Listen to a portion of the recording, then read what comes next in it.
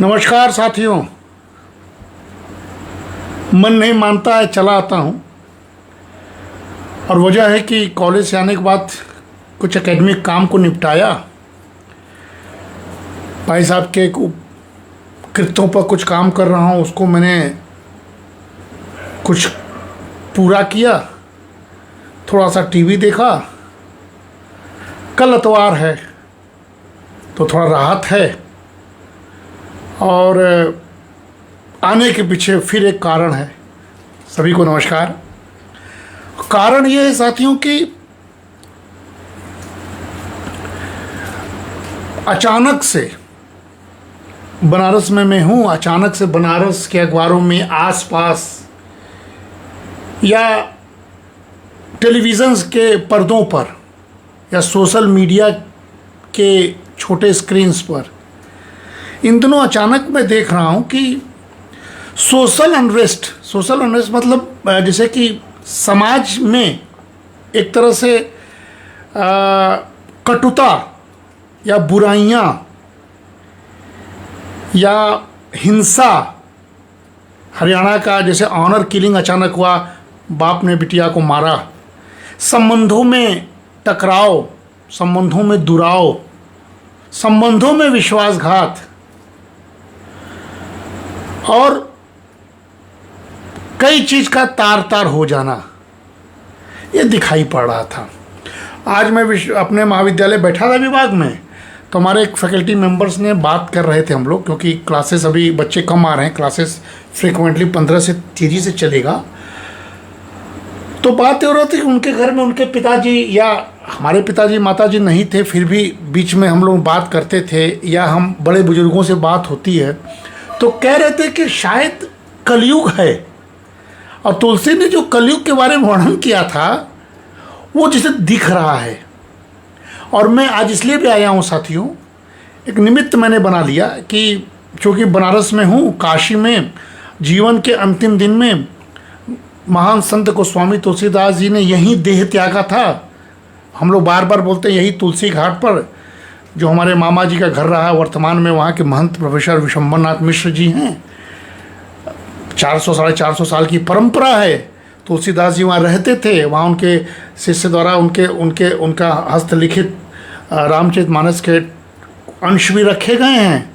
तो यहीं पर उन्होंने संवत 1680 गंग के तीर, श्रावण श्यामा तीज शनि तुलसी तजो शरीर। तो वो तीज शनि कल शायद आने वाला है और हमको तुलसी जी याद आ गए।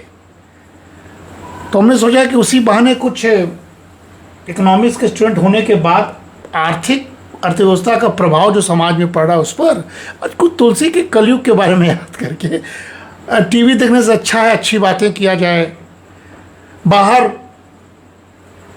एक से एक गप से अच्छा है कि कुछ अच्छी बातें मैं स्वयं कर लूँ, अपने को सुनाऊँ, अपने को बोलूँ, कुछ बातें आप तक पहुँच जाए।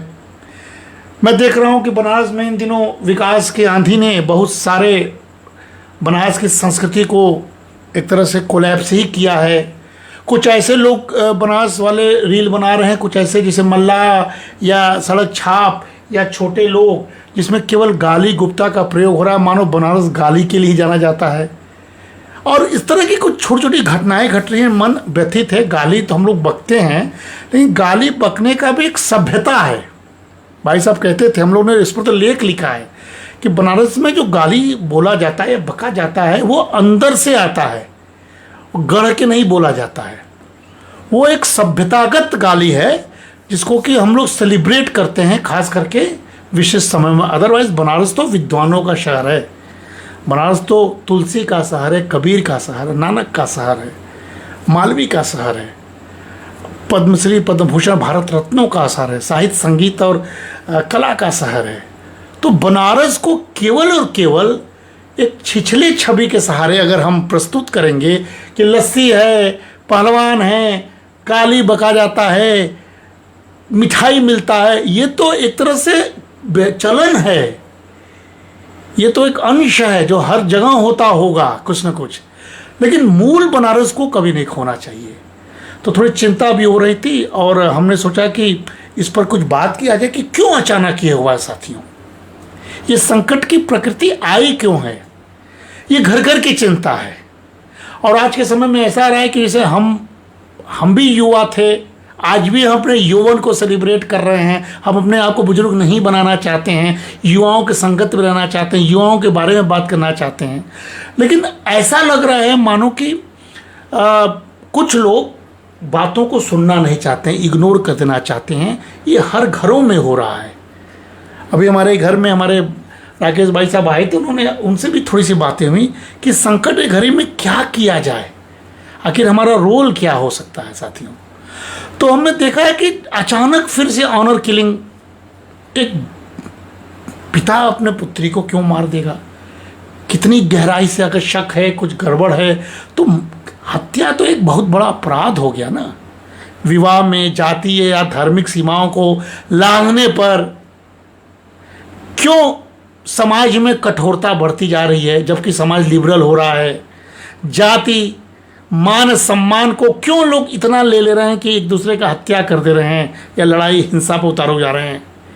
ये कैसे ये अचानक बढ़ा है, और भारत में बढ़ा है, और बनारस के इर्द गिर्द भी बढ़ा है साथियों।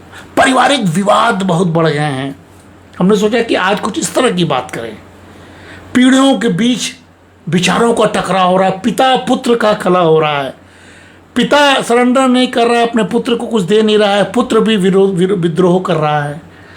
तो ये पीढ़ियों के बीच में विचारों का टकराव हो रहा है। बड़े बुजुर्गों का चीज़ युवा नहीं मान रहे हैं, आपस में युवा ही एक दूसरे से कंसेंसस नहीं हो रहे हैं। महिला की बात पुरुष नहीं मान रहा है, पुरुष महिलाओं को छोटा समझ रहा है।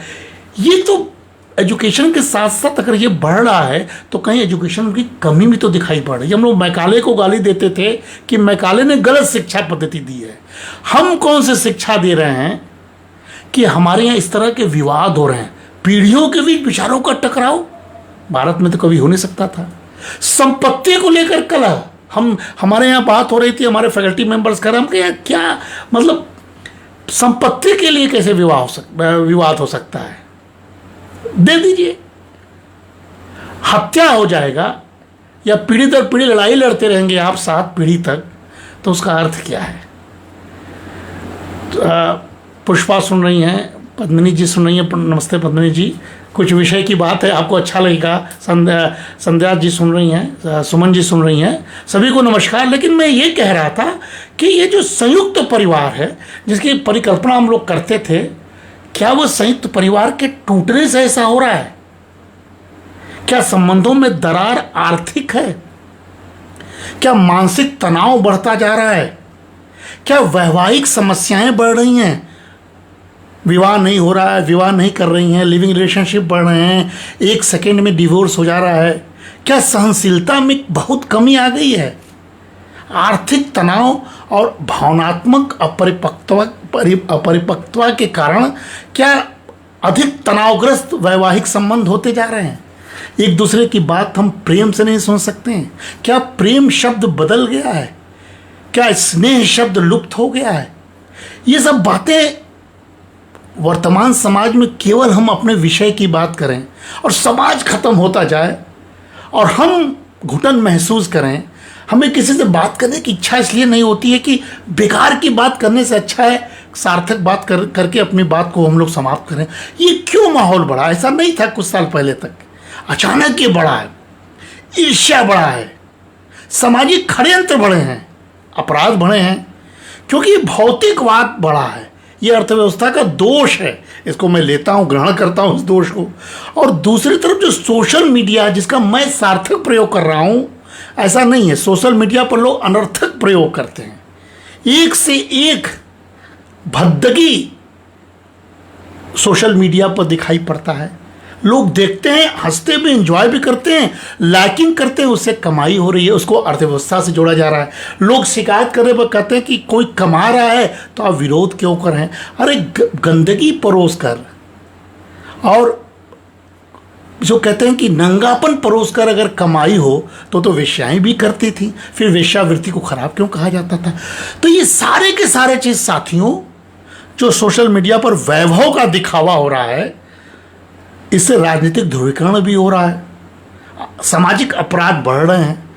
इस पर हमने सोचा कि दो चार बातें करके थोड़ा सा मन हल्का किया जाए, क्योंकि मन के अंदर कोई बात रखना मेरे चरित्र के परे है, इसलिए मैं इस पर बात कर रहा हूँ साथियों। दूसरी बात है कि जो नैतिक पतन हुआ है उसमें परिवार शब्द, भारत में जिसको हमने परिवार को यूनिट मानते थे वो परिवार यूनिट नहीं रह गया, इंडिविजुअल यूनिट हो गया है। पति अपने घर पर न रहे ये पत्नी का शर्त, पत्नी ये न करे ये पति का शर्त। तो परिवार, विवाह और सामाजिक संस्थाओं पर धीरे धीरे विश्वास घट क्यों रहा है, कम हो रहा है। विवाह एक संस्था है, परिवार एक संस्था है। ये इंस्टीट्यूशन शब्द जो है क्यों हमारे कमजोर पड़ते जा रहे हैं, क्यों व्यक्तिवाद का वर्चस्व,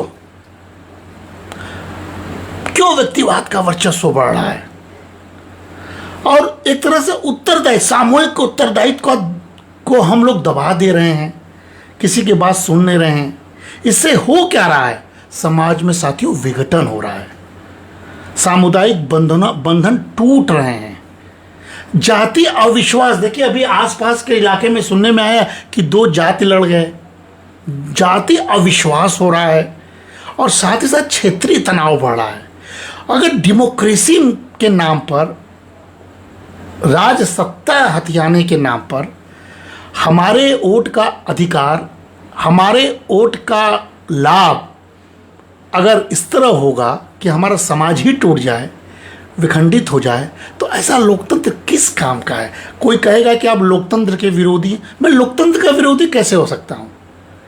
मैं तो भारत तंत्र का समर्थक हूँ ना, मैं तो परिवार का समर्थक हूँ ना। लेकिन ये सारे के सारे चीज हो रहे हैं तो इस पर कौन बात करेगा। साथियों, मानसिक और भावनात्मक संकट इस देश में बढ़े हैं। ये मनोविज्ञान का विषय है, लेकिन मनोविज्ञान कोई विषय नहीं है। ये तो घर में अगर हम आपके मनोविज्ञान को नहीं जानेंगे, हम अपने दोस्त के भाव को नहीं जानेंगे, तो कैसा मनोविज्ञान। इसलिए तनाव, अवसाद, सुसाइड जैसी घटनाएं भी बढ़ रही हैं। लोग एक अभी देख रहे थे, कोई 80 का एक के पास से कोई आदमी कूद गया, उसको किसी तरह बचाया गया। उसने कहा कि मैं मोटरसाइकिल से खड़ा था, अचानक मेरा मन किया कि मैं मर जाऊं। अब ये अवसाद है, अभिभावक, बच्चे और अभिभावक के बीच तनाव है। छोटे बच्चे को डांट दो तो वो आत्महत्या कर ले रही है। छोटी बच्ची से लोग रील बनवा रहे हैं कि कमाई होगी, छोटे बच्चे से लोग बड़ों का एक्टिंग करवा रहे हैं जिसका वो समझ नहीं आ रहा है। ये सारे के सारे चीज़ कहीं ना कहीं मानसिक आघात को झेल रहा है साथियों। क्या ये महत्वपूर्ण विषय नहीं है? क्या इस पर हम बात नहीं करेंगे?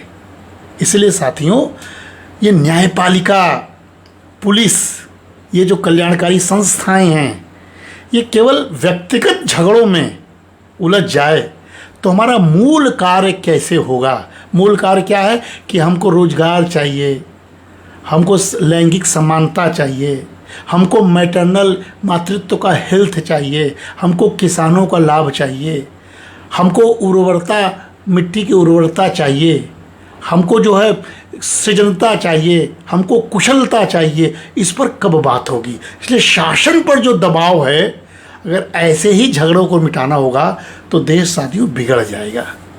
ये एक बहुत बड़ा मुद्दा है साथियों।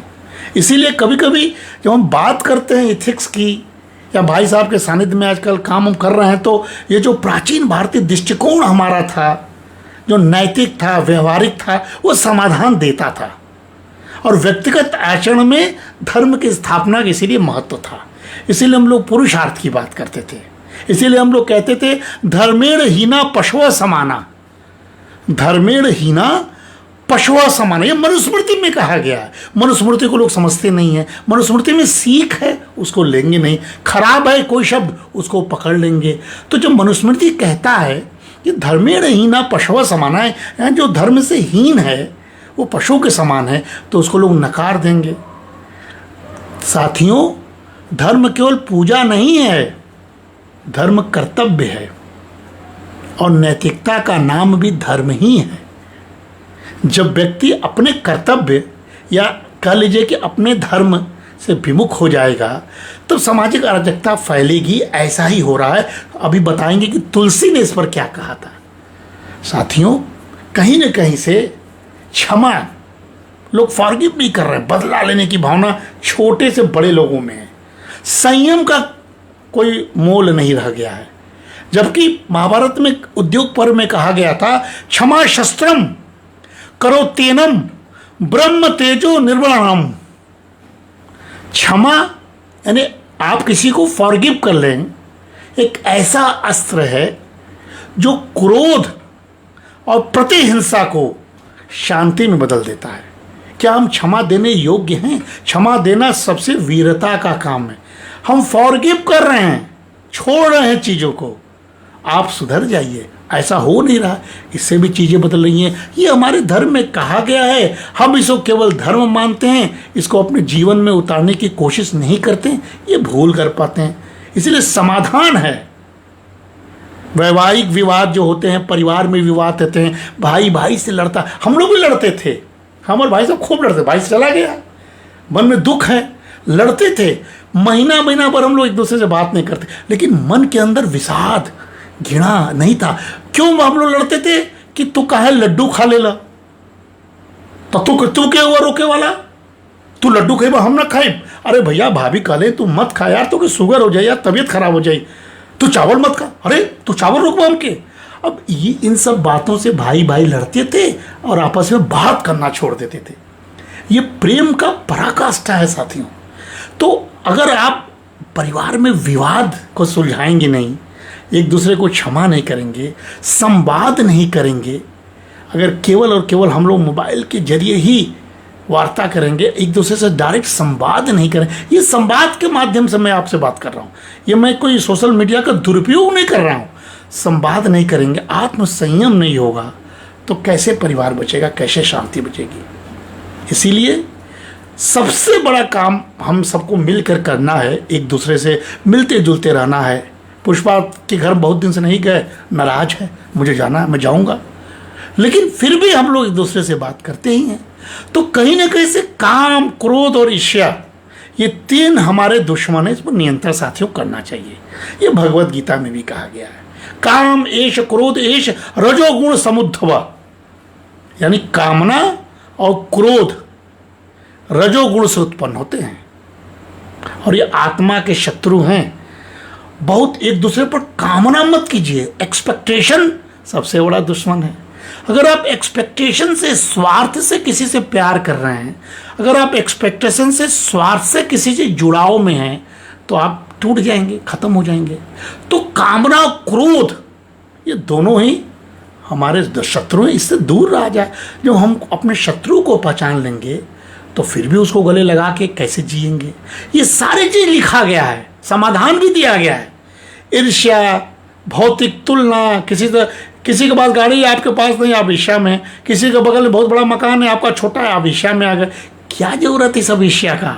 अपने वासनाओं पर संयम कीजिए, आत्मजय कीजिए और अपरिग्रह का माध्यम जो हमारे संस्कार में सिखाया गया, जितना है उतने में संतोष कीजिए, आनंद से रहिए। जीवन आनंद का, मैं तो आनंद से रहने की कोशिश करता हूँ, तो लोग पूछते हैं कि आप आनंदित क्यों हैं? मैं इसका क्या उत्तर दूं?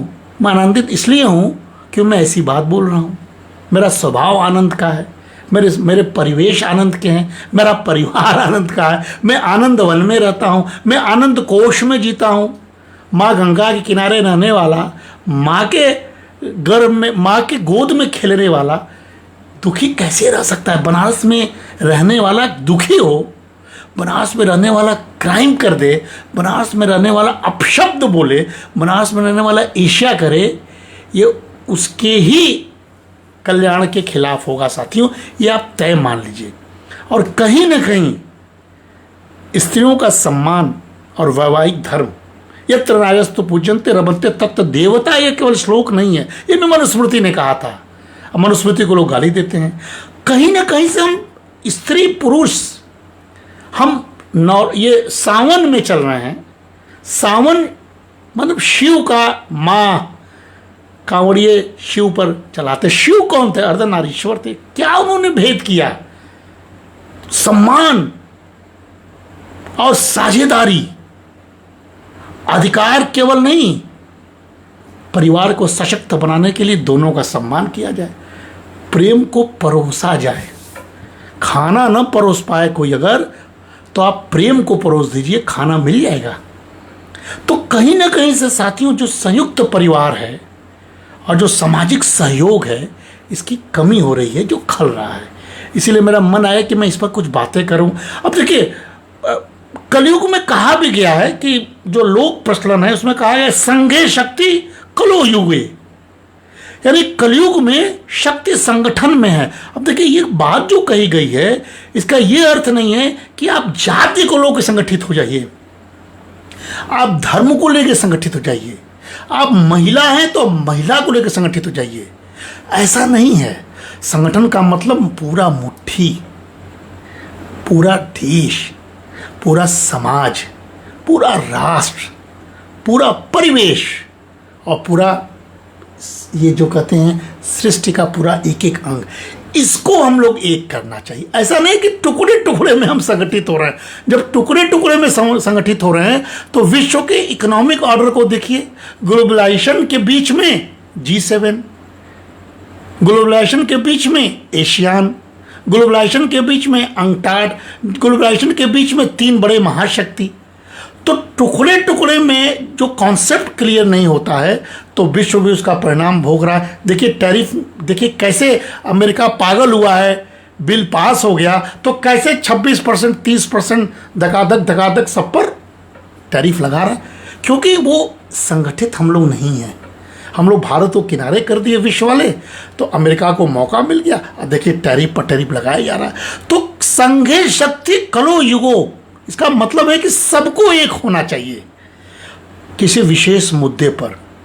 इसीलिए साथियों, जब मैं यहाँ बैठा हूँ तो संयुक्त परिवार और बुजुर्गों की सलाह, मुझे भी बुजुर्ग मान लीजिए, अब यंग देखता हूँ लेकिन बुजुर्ग मान लीजिए, सलाह, सामूहिक विवाद समाधान की प्रणाली, जो कहते हैं पंचायती परंपरा, ये सारे चीज़ हम लोग फिर से लाया जाए और सामाजिक स्थिरता लाया जाए। मैं अपने विभाग जाता हूँ, मैडम को पता है, मैडम हमारी देख रही हैं, हमको बहुत इनका रिस्पेक्ट करते हैं।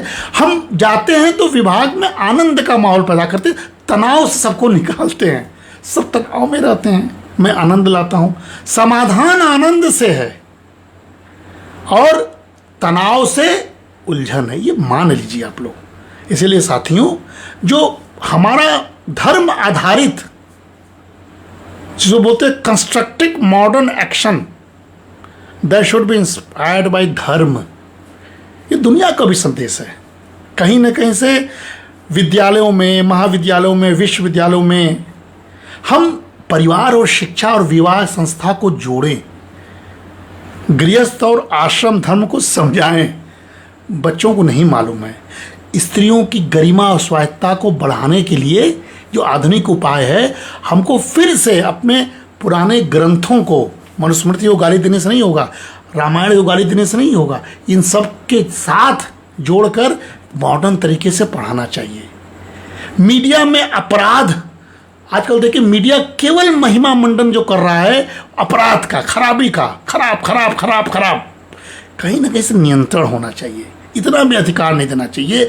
और इसीलिए यजुर्वेद में जो सत्य और अहिंसा की बात की गई वो मीडिया वालों के लिए सिद्ध होना चाहिए। साथियों, सामूहिक रहने के लिए सामूहिक मिला जाए, ध्यान किया जाए, सत्संग किया जाए, एक दूसरे से संवाद किया जाए। ये कौन बताता है? हमारा योग सूत्र बताता है, यम नियमन के मार्ग बताते हैं। और हर विद्यालय, विश्वविद्यालय, महाविद्यालय में न पाने के बावजूद हम इसमें कमी महसूस कर रहे हैं। विदुर की नीति, चाणक्य की नीति, इसको समझाया जाए साथियों। कहीं न कहीं से नैतिक स्मृति का लोप हो रहा है, इसको मान लिया जाए। इसीलिए जो प्राचीन श्लोक, ऋषियों की वाणी, ये केवल स्मृति नहीं थे, किंवदंती नहीं है, बल्कि साथियों यकीन मानिए जीवन का मार्ग है। और मैं आज नहीं कह रहा हूँ, मैं बहुत दिनों से कह रहा हूँ। ऐसा नहीं कि मैं कोई नई बात बोल रहा हूँ। ये हमें शांति, करुणा और सामूहिक सद्भाव की ओर ले जाता है। साथियों, उदारीकरण इकोनॉमिक्स का विषय है, मैडम को मालूम है। मैडम ने कितने अच्छे अच्छे भाषण दिए हैं। हमारी पद्मिनी जी जो हमसे जुड़ी हुई हैं, उदारीकरण से इकोनॉमिक्स का तो मान लीजिए जो तेजी आई, लेकिन उदारीकरण का सबसे बड़ा नुकसान क्या हुआ कि सामाजिक सांस्कृतिक संकट भी बढ़े हैं। अब क्या आर्थिक प्रगति हुई उस पर हम बात नहीं करेंगे, क्योंकि आज हम अर्थव्यवस्था के बारे में बात करना ही नहीं चाहते। थोड़ा कष्ट होता है, अर्थव्यवस्था सॉल्यूशन दे नहीं पा रहा है, तनाव पैदा कर रहा है।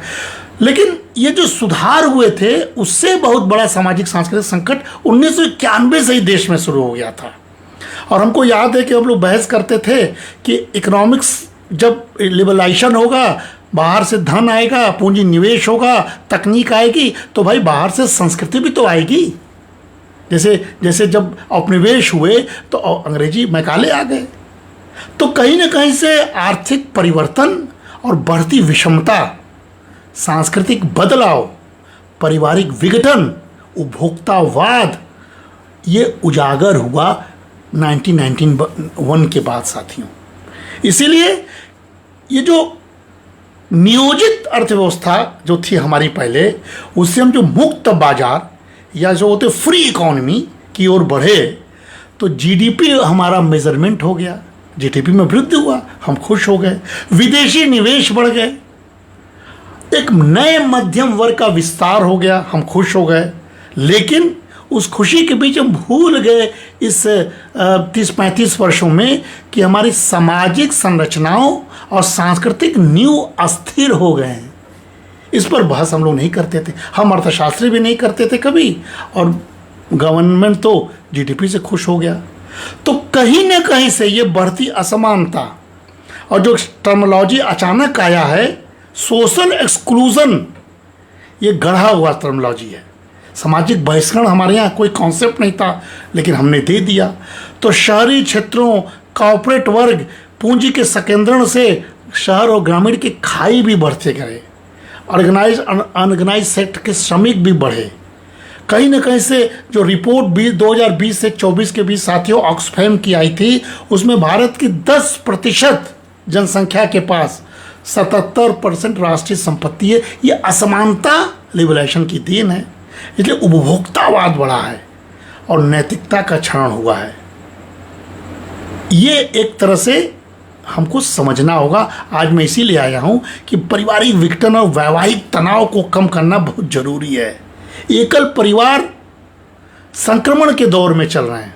देखिए, अचानक डिवोर्स, तलाक, अचानक लिविंग सम रिलेशनशिप बढ़े, अकेले माता पिता की संख्या बढ़ती चली गई, दुखी माता पिता दिखते चले गए, विशेषकर शहर में। ये कम होना चाहिए, इसका निदान खोजना होगा।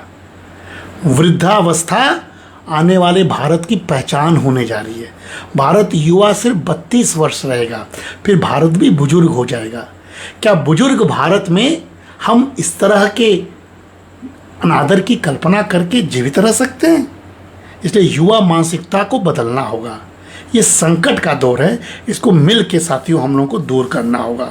और इसका सबसे बड़ा मैं रिक्वेस्ट करता हूँ सारी महिला शक्तियों से कि महिलाओं के हाथ में ज़्यादा है।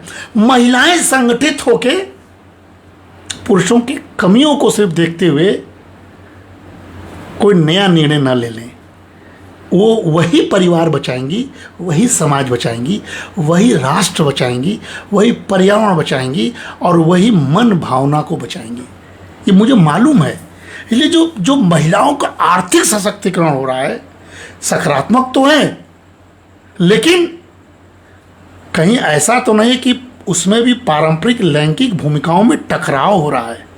महिला भी आपस में कहीं दुश्मन तो नहीं हो रही हैं, कहीं महिला पुरुष में भेद तो नहीं हो रहा है इस तरह के टकरावों से, कार्यस्थल में कहीं उत्पीड़न तो नहीं बढ़ रहे हैं, अपराध तो नहीं बढ़ रहे हैं। ये सारी की सारी बातें आज मुख्य रूप से होनी चाहिए।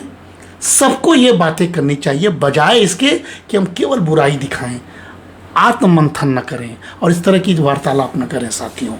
इसलिए साथियों, मैं सोचा कि आज हम जो अपराध और हिंसा, ऑनर किलिंग, साइबर बुलिंग, लैंगिक अपराध, घरेलू हिंसा बढ़ रहे हैं, उसका चिंता मैं आप लोगों के दिमाग में डालूं। इससे बचने का उपाय, तनाव, अवसाद, आत्महत्या, युवाओं को लगातार हम लोगों को मॉनिटर करना होगा, उनके साथ बैठना होगा। वो हमको निगलेक्ट करें लेकिन हम उनके साथ जुड़े रहें। ये भरोसे पर एक संकट आ गया है। स्कूल, मीडिया, पुलिस, न्यायालय। अब देखिए, विपक्ष के नेता न्यायालय को, निर्वाचन आयोग को, संस्थाओं को गाली दे रहे हैं। ये क्या हम शिक्षा देंगे, कैसे हम आगे बढ़ेंगे, इस पर हम लोगों को बात करना चाहिए। इसलिए जो SDI शब्द है, मानव विकास सूचकांक, ये इकोनॉमिक्स के शब्द हैं, GDP इकोनॉमिक्स के शब्द हैं। केवल हम आंकड़ों या इंडेक्सिंग पर बात ना करें, इन टोटलिटी हम ये सब बातें करेंगे, तब समझ में आएगा कि हमारी शिक्षा प्रणाली सही है कि नहीं, हमारे यहाँ खुशी है कि नहीं, हमारे स्वास्थ्य सेवाएं ठीक है कि नहीं, हम मनोरंजन किस रूप में कर पा रहे हैं, हम अपने लोगों से हंसी मजाक कर पा रहे हैं कि नहीं, टॉलरेंस हमारी बढ़ रही है कि नहीं, तब हम इस पर बात कर पाएंगे साथियों। इसलिए इस पर हमको बात करना होगा और प्राचीन भारत दृष्टिकोण को फिर से लाना होगा। न धर्मो धर्मात् परो नहीं, पापात् पापतरम विना लोभात्। महाभारत में कहा गया है, सत्य से बड़ा कोई धर्म नहीं और लोभ से बड़ा कोई पाप नहीं। क्या ये सीख नहीं है कि भाई सत्य मत बोलिए, चुप हो जाइए, लेकिन लोभ तो मत कीजिए, लोभ से आप पाप करेंगे, जो आजकल हो रहा है। ये धर्म कर्तव्य मानिए, ये सब पर बातें कहिए। और क्यों हम लोग बार बार कहते हैं भारत जैसे देश से कि सर्वे भवन्तु सुखिनः सर्वे सन्तु निरामया, क्यों उपनिषद में कहा गया कि भाई सभी सुखी हों, केवल मैं ही सुखी नहीं रहूं, मेरा पड़ोसी भी सुखी रहे, मेरे यहाँ काम करने वाले भी सुखी रहे, रिक्शा चालक भी सुखी रहे, घाट पर चाय बेचने वाला भी सुखी रहे। क्यों हम दूसरे के सुख की कामना करने में मेरा जा क्या रहा है? सब सुखी हों और सभी निरोग हों। तो ये हमारे उपनिषद में कहा गया, ये भारतीय आध्यात्मिक समाजवाद को दर्शाता है। इसीलिए शहरी ग्रामीण विषमता पर बात कीजिए, पारिवारिक विघटन पर बात कीजिए, और स्कूलों में नैतिक शिक्षा परिवार परामर्श केंद्र खोलिए, लैंगिक तनाव को कम कीजिए, इस पर अभियान चलाया जाए, मीडिया के प्रभाव को कैसे कम किया जाए, हम डिजिटल साक्षरता लिटरेसी कैसे बढ़ाएं, कंटेंट्स पर हम जरूर कंट्रोल करें, कंटेंट्स एकदम मनमानी ना हो, चाहे रील बनाने वाले हों, चाहे सोशल मीडिया हो, चाहे कंटेंट्स पर ध्यान देना होगा। इस पर एक बहुत ही सख्त नियम आना चाहिए, कंटेंट्स लोगों को बिगाड़ रहा है।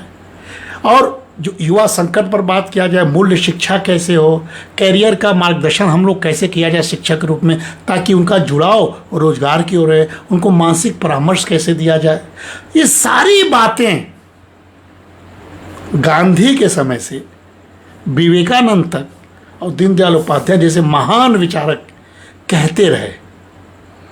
और कहते थे वो लोग, हम लोगों के लिए संदेश है इकोनॉमिस्ट के लिए कि विकास में गरिमा, तकनीक में संवेदना और स्वतंत्रता में उत्तरदायित्व होना चाहिए।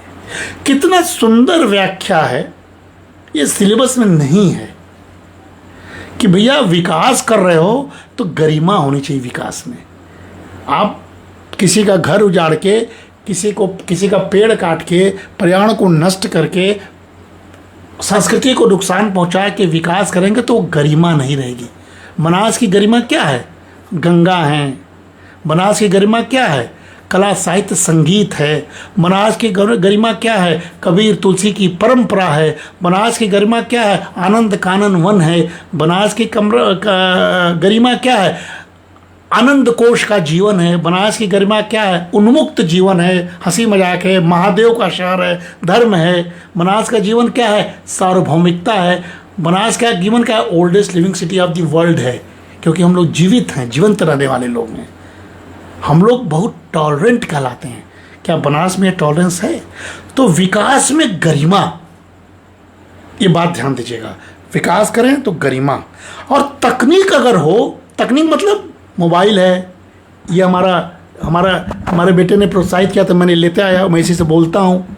इसको पॉडकास्ट बोलने लगे तो लोग उसको अच्छा मानने लगे, मैं उसकी खुशी के लिए बोलता हूँ। बोलता तो मैं सामने हूँ, लेकिन ये पड़ा रहता है।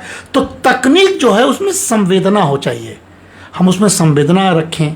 ऐसा तकनीक ना हो जो परमाणु बम बना दे, बल्कि देखिए ऐसा तकनीक हो, एक युवा ने बनाया इस देश में जो ग्रीन बम बनाया है, जो ऐसा बम बनाया है जो कहीं बंजर जमीन पर ऊपर से फेंकेगा तो पूरा बीज बोआ जाएगा, हरियाली हो जाएगी। तो ऐसी तकनीक में संवेदना हो और स्वतंत्रता अगर हमें मिली है तो वो उत्तरदायित्व वाला हो, राइट बेस्ड नहीं हो। ये कौन सी बुरी बात है साथियों। इसीलिए कहीं न कहीं से जो ट्रस्ट डेफिसिट हुआ है हमारे समाज में, जो विश्वास का संकट हुआ है, इस पर हम लोगों को काम करना चाहिए। ये नैतिक चुनौती है और शासन और नीति का भी संकट इससे उभरता है। शासन का पूरा ध्यान इसी में चला जाता है। एक इंडिविजुअल मर्डर होता है, पूरी पुलिस सिस्टम उसी के पीछे लग जाती है। पुलिस सिस्टम का काम है पुलिसिंग करना, लेकिन एक इंडिविजुअल केस, पारिवारिक विवाद को उलझाने में पुलिस की पूरी जीवन नष्ट हो जाता है।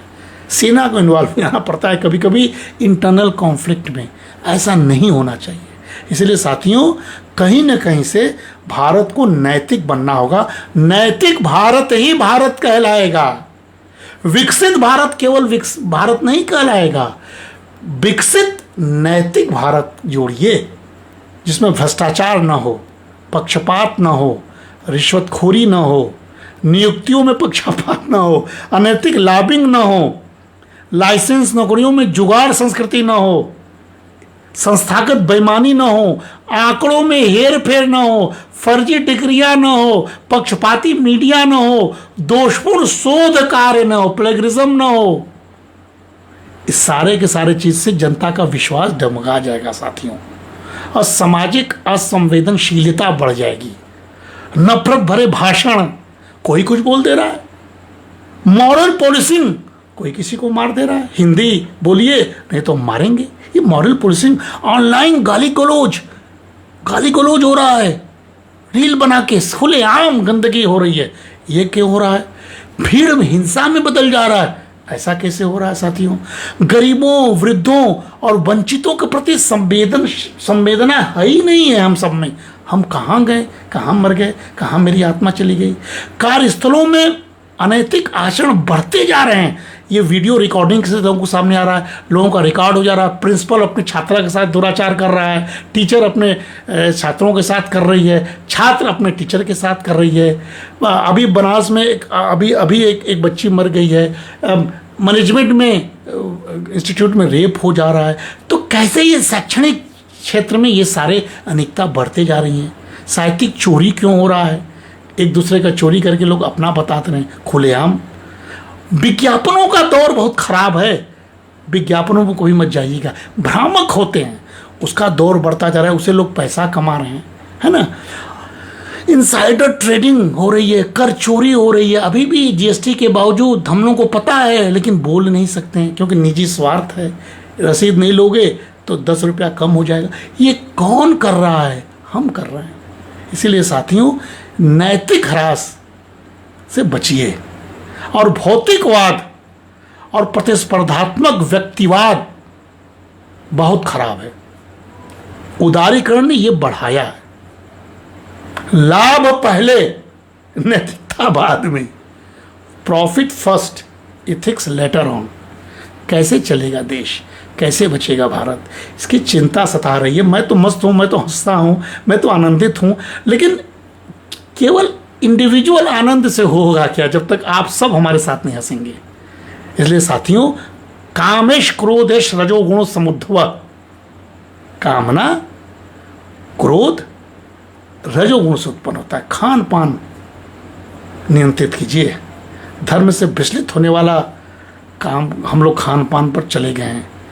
इसलिए केवल कानून के भरोसे या केवल पुलिस के भरोसे ये चीज़ नहीं बदलेगी। कुछ न कुछ हमें और आपको मिलकर करना होगा। मैं शिक्षक हूँ, मैं दावा नहीं कर रहा हूँ कि मैं सब कुछ हूँ। मैं शिक्षक हूँ, मैं दावा नहीं कर रहा हूँ कि मैं बहुत अच्छा हूँ। शिक्षक वही होता है जो समाज को सुधार दे। मैंने गुरु पूर्णिमा के दिन इस पर लेक्चर दिया था और लेक्चर को लोगों ने पसंद किया। मैं शिक्षक नहीं कहता हूँ अपने आप को। मैं अध्यापक हूँ जरूर पेशे से, लेकिन शिक्षक आप हो सकते हैं। घरों में माताएं ही हैं, पिता है ही है, रिक्शे वाला हो सकता है, गरीब हो सकता है। शिक्षक वो जो समाज को सुधारे, उसकी पहचान किया जाए साथियों। केवल कानून और मीडिया अति हो गया है। यूट्यूबर अति हो गया है, भरमाने वाला, भड़काने वाला। इसलिए गांधी ने ऊब कर कहा होगा, मीडिया और वकीलों को ऊब कर कहा होगा कि ये लोग भाषा का इस्तेमाल मैं नहीं करना चाहता हूँ, लेकिन नहीं तो मेरे बारे में लोग बुरा सोचेंगे। लेकिन गांधी ने कहा था, मीडिया को ख़राब कहा था और वकीलों को ख़राब कहा था, ट्रेन को ख़राब कहा था, क्योंकि कहते थे कि तेज़ी से इससे दुष्प्रचार बढ़ते जा रहे हैं साथियों। तो नैतिक गिरावट से हमें बचना होगा। और नई शिक्षा नीति जो एजुकेशन पॉलिसी 2020 आई है, उसमें कंटेंट्स में अभी भी कमी है।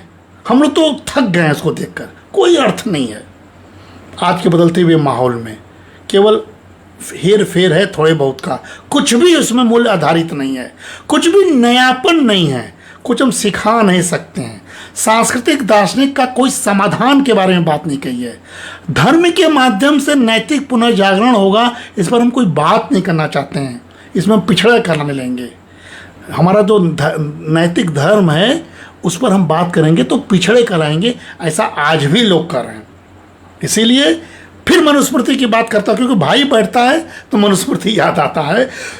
धर्म एव हतो हन्ति धर्मो रक्षित रक्षिता, धर्म एव हतो हन्ति धर्मो रक्षति रक्षिता। जो धर्म को नष्ट करता है, यकीन मानिए वो स्वयं नष्ट हो जाता है, स्वयं नष्ट हो जाता है। धर्म नष्ट नहीं हो सकता, धर्म तो जो को तो रहेगा, हम नष्ट हो जाएंगे और होते जा रहे हैं। देख लीजिए आप पूरे देश में, आप देख लीजिए कितना घर।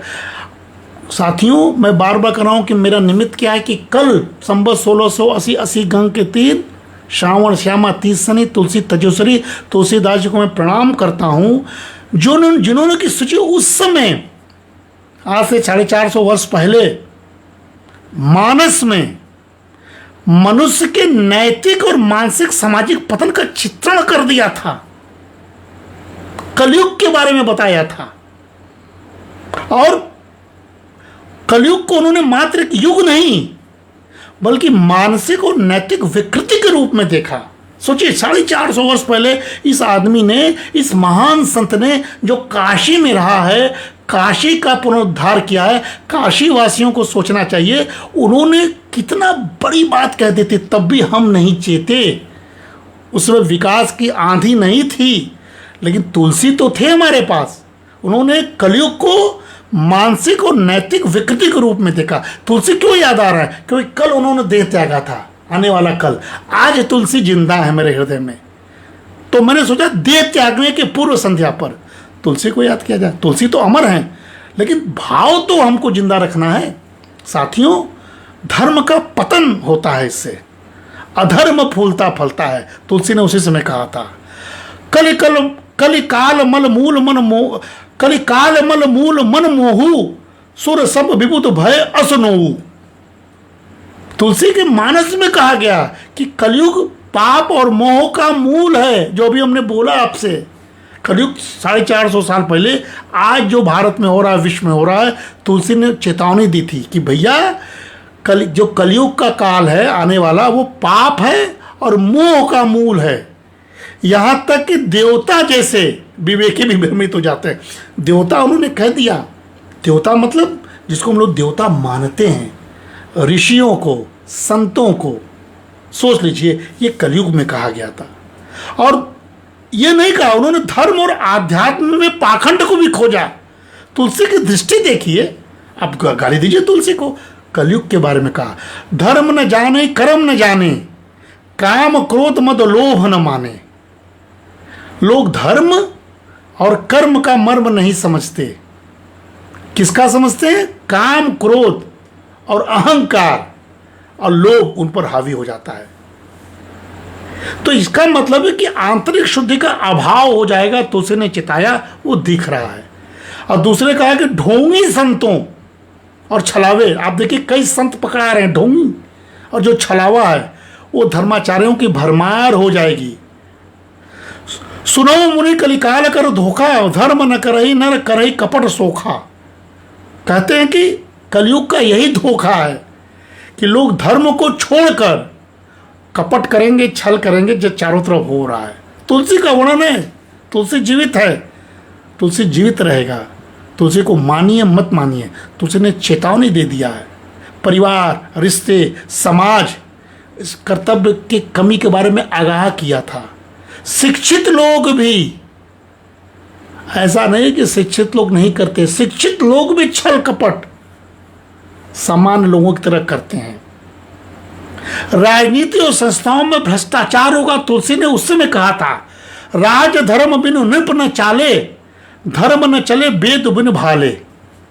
यानी राजा बिना धर्म के राज नहीं चला सकता और धर्म बिना वेदों के नहीं चलता। अब बताइए कौन से राजा धर्म से चल रहे हैं और कौन सा धर्म वेद की बात कर रहा है। आप देख लीजिए कथावाचक किस तरह कथावाचक हो रहे हैं। नौटंकी हो रहा है, गाना हो रहा है, अश्लील फुहड़ गानों से लोग नाच रहे हैं, गा रहे हैं, धन कमा रहे हैं, वो संत कहला रहे हैं। कहाँ वेद की बात कर रहे हैं। नीति और धर्म से विमुख हो रहे हैं लोग, धर्म को त्याग दिए हैं। नैतिक मूल्यों का उल्टाव हो रहा है। सट सुधरही सत्संगति पाई, पर से कुशल भय गज ज्यों गाई।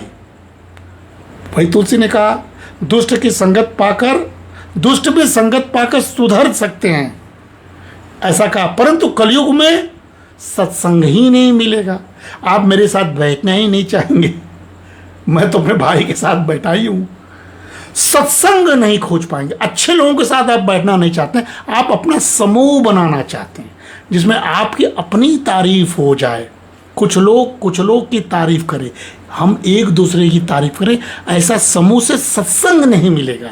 अच्छी बात आपके कान में चुभेगी, ये कलयुग का है। इसलिए सज्जनों का तिरस्कार हो रहा है कलयुग में। देख लीजिए तुलसी ने कहा था दुष्टों का महिमा मंडन हो रहा है। जो जितने ही दुष्ट है उतना ही अच्छा है। गजब की बात है, ये कलयुग में कहा गया। स्त्रियां, वृद्धजन और सत्तों का सम्मान घट रहा है, ये तुलसी ने कहा, वो दिख रहा है आपके सामने। और एक बात और है, निज पर हित बस काहू न करई, जो करई सो बहु दुख धरई। अब कोई परहित नहीं करता। जो करता है ना, जैसे हम लोग करते तो कभी कभी अपमानित होते हैं, खराब माना जाता है, क्यों ऐसा कर रहे हो। वो अपमान की पीड़ा भी सहता है।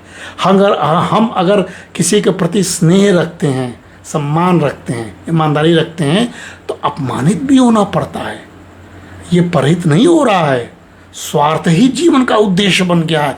लोग कहते हैं कि अगर आप स्वार्थी नहीं बनेंगे तो आगे नहीं बढ़ेंगे। भाई कहता था कि हमको आगे बढ़ना ही नहीं है, और मैं छोटा भाई कहता हूँ कि मुझे भाई के साथ रहना है। तो ठीक है, नहीं बढ़ना तो कहीं ना कहीं से स्वार्थ ही जीवन का उद्देश्य है। करुणा, सहानुभूति, समाज की भावना नष्ट हो गई है। साथियों, चलते चलते मैं सिर्फ यही बता रहा हूँ कि संकट का प्रकार नैतिक पतन, राजनीतिक भ्रष्टाचार और मूल्यहीन शिक्षा हो गया है। पारिवारिक विघटन, तलाक, पीढ़ियों में टकराव हो गया है। धर्म का व्यवसायीकरण, आध्यात्मिक बाजार और ढोंगी बाबा बढ़ गए हैं। मानसिक एकाकीपन, अवसाद, अकेलापन, आभासी जीवन में लोग खो जा रहे हैं। ज्ञान बिना विवेक हो रहा है। डिग्री है, बहुत उच्च डिग्री है, बहुत तकनीक जानते हैं, बहुत अच्छा सूत्र जानते हैं, पर चरित्र नहीं है, करुणा नहीं है। पंडित मदन मोहन मालवीय का शिक्षा का सूत्र भूल गए। ये कलयुग में, इसीलिए तुलसी ने एक शब्द कह दिया, मैं चलते चलते समाप्त करता हूँ कि भैया प्रेम और समर्पण दो बहुत नितांत अच्छे शब्द हैं, बहुत आसान शब्द हैं। प्रेम करने में क्या जा रहा है आपका? प्रेम और समर्पण। कलिमल ग्रसित सकल जग जानी, करऊ नाम रघुनायक बानी। भैया जब जान लिया है कि संपूर्ण समाज कलयुग के पाप से ग्रसित है, हम भी जान गए, आप भी जान गए, मैं सुना रहा हूँ, आप सुन रहे हैं, तब मैंने क्या कही? जय श्री राम। श्री राम, हे प्रभु, श्री राम का नाम ही ले लीजिए अगर एक दो बार दिन में, तो आप मुक्त हो जाएंगे। ये तो कर लीजिए। इसलिए राम नाम जप से चित्त की शुद्धि होती है। हमारे मामा जी कहते थे कि सबसे बड़ा महामंत्र राम है। बनारस में शिव जो तारक मंत्र देता है मुर्दों को, वो कहता है कान में राम। ये तारक मंत्र है। इसलिए भक्ति ही और प्रेम और समर्पण, ये कलयुग का एकमात्र आपको उद्धारित करेगा। इतना मान लीजिए। सत्संग कीजिए, सही संत को पहचानिए। संतन कर संग धरऊ मन मोरा, हो ये कल्याण नहीं संदेह तोरा। संतों का संकर कल्याण निश्चित है। अच्छे लोगों के साथ रहिए। अच्छे लोगों का समूह क्यों नहीं बनता है? क्यों गैंग बनता है केवल बुरे लोगों का, अच्छे लोगों का समूह क्यों नहीं बनता है, ये मुझे अभी तक नहीं समझ में आता है। इसीलिए कहीं ना कहीं से साथियों इन सब बातों को हम लोग बात किया जाए। और आध्यात्म केवल प्रदर्शन का चीज़ नहीं है, आचरण हमारा गौण हो चुका है, छोटा हो चुका है। सत्य जो है लचीला हो गया है। हम लोग सत्य जो है ना अपने स्वार्थ से बोलते हैं, जहाँ लड़ाना भिड़ाना होता है सत्य सत्य की तरह नहीं बोलते हैं। और न्याय जो है वो विलंबित हो गया है, देर से मिल रहा है, भौतिकवाद बढ़ गया है, अहंकार तो माने चरम सीमा पर है, सारे सामाजिक एकता को तोड़ रहा है। इसीलिए भक्ति, आंतरिक शुद्धि, सत्संग, करुणा और सामूहिक नैतिक पुनर्जागरण का चलिए प्रयास किया जाए साथियों। भारत में यह केवल कहावत नहीं है, बल्कि रामचरितमानस या तुलसी जो है ना साथियों, एक नैतिक और सांस्कृतिक घोषणा पत्र है जो हमें करुणा, चरित्र, समाज का पुनर्रचना की ओर प्रेरित करता है साथियों। इसलिए केवल और केवल इसको मानस, केवल और केवल इसको दिखावा मत मानिए, कहीं ना कहीं से आप इसको सही मायने में दिल में ले आइए। और आज की जो स्थिति है, पाखंड, झूठ, दंभ, मारक सोई जा कहूँ जोई भावा, पंडित सोई जो गाल बजावा, मिथ्यारंभ दम्भ रत जोई, ताकऊ संत कही सब कोई। जो जैसा चाहता है धर वैसा ही बना लेता है, जो बोलने में चतुर है वही सबसे बड़ा विद्वान कहलाता है, जो मिथ्या है और दंभ में लिप्त है उसे लोग संत मान लेते हैं। कैसे चलेगा ये? तो इसलिए वेशभूषा और दिखावा वाला साधुता से बचिए। तुलसी कहते हैं जाके नख अरु जटा विशाला, सोई तापस प्रसिद्ध कलि काला, असुत वेशभूषण धरे, भक्षा भक्ष जे खाई, ते जोगी ते सिद्ध नर, पूज्य ते कलयुग माई। जिसके लंबे नाखून हो, जटा हो, वही तपस्वी माना जाता है। ऐसे बहुत ढोंगी घूमते हैं। जो अपवित्र वस्त्र पहनता है, सब कुछ मांस मदिरा सब खाता पीता है, वही योगी कहलाता है। भैया इसको बचिए, केवल वेशभूषा से श्रद्धा में मत आइए, गुरु पूर्णिमा मत मनाइए, आंतरिक साधना के बिना गुरु का दर्जा मत दीजिए।